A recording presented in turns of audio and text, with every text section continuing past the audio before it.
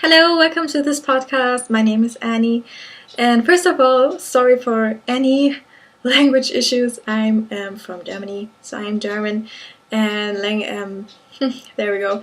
English is not my first language, so I'm very sorry for that. I use these videos and podcasts in the future to improve my English and try to talk it fluently, and this will be a one-taker because I don't want to edit it.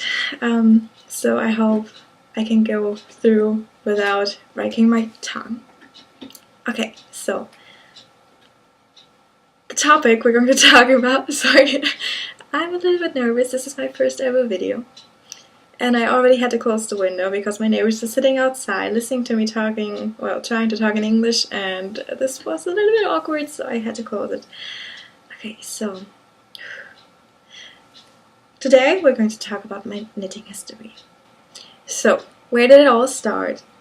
I guess it was my mother. She influenced me a lot.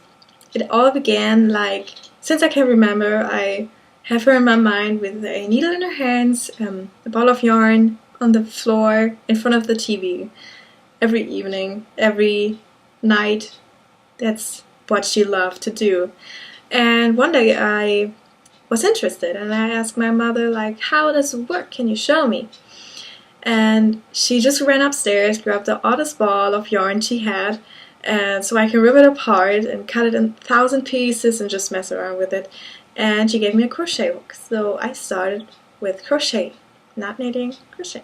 Knitting came 2, 3 years later. And yes. So she taught me the basic things, like a single crochet, a double crochet, everything you need to know to just work like a small piece, just in rounds. And yes, that's the start of everything. And she created a maniac. And these are my first ever pair of socks I've knitted at the age of, I guess, around 10.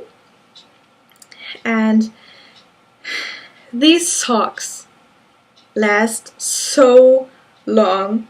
It is incredible. So they have a lot of pilling on there. I don't know if you can see. A lot of pilling. And you can see at the heel, there are gaps. Really big.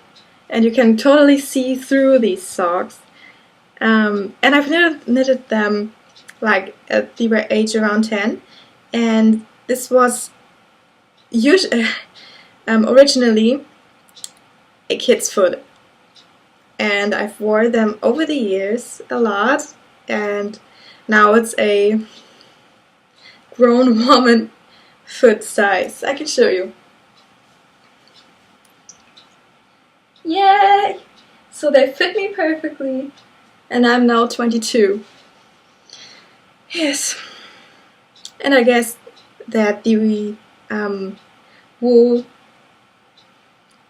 sorry, I just had a message on my phone, that the yarn brand is not even that good, and they lasted 12 years. It's crazy. And I will still wear them.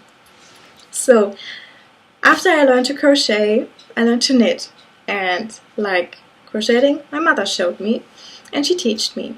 And there was one time in class, in the 3rd or 4th grade, where we had that as a subject. And I was sitting there, and I was like, ha, I already know that. And then I began to knit, how do you say, these hot, for the hot stuff in the kitchen, those square things you can grab and touch a hot pot. I don't know.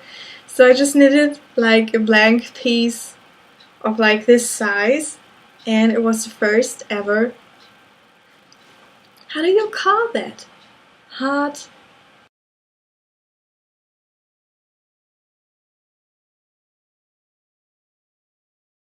So I just got some things to show you in a minute.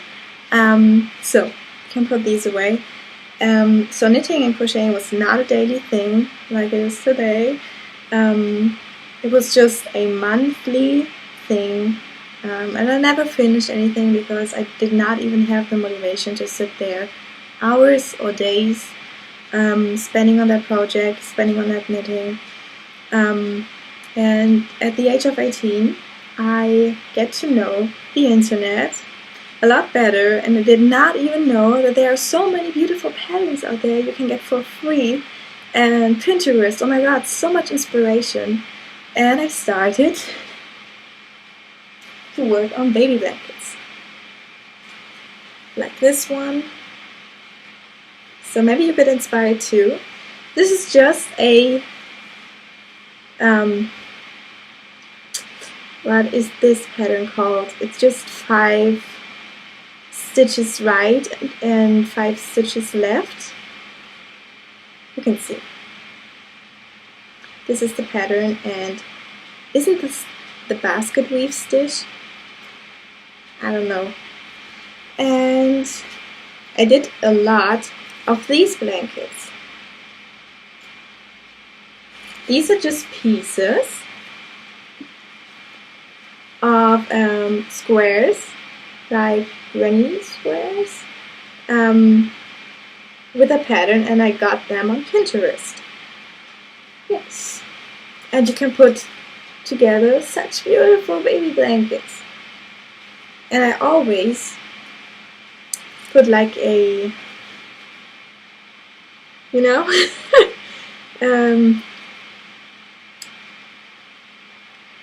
I don't know what this is called.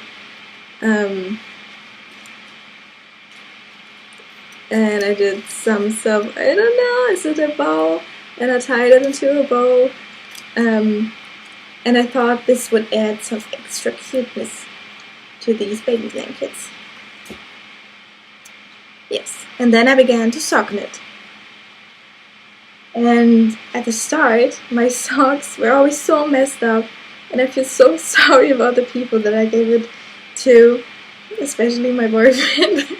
He always had to wear those messed up socks, and he just wore them at home. And today he gets back his socks.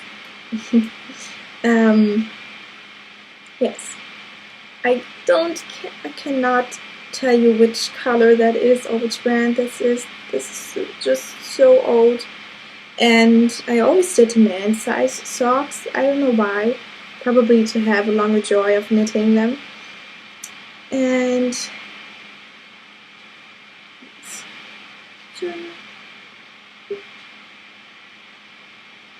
they're not even weaving in. Those ends laying around there like 3 years. Yes, that's all about that. All about my knitting history. And I hope you liked this video and got maybe a little inspired for my finished objects I just showed. And I can tell you, if you started knitting or crocheting, never give up. This is so much joy. Oh my god. If I imagine, like, if I would have stopped that because I didn't even have the motivation enough, like I told you, I would have missed so much joy. Yes, so never stop. Never stop. Even if you don't finish a project, never stop. Even if it takes you years. And I have projects laying around here that are like 10 years old, and I never finished them. But as these socks, they're always a wonderful memory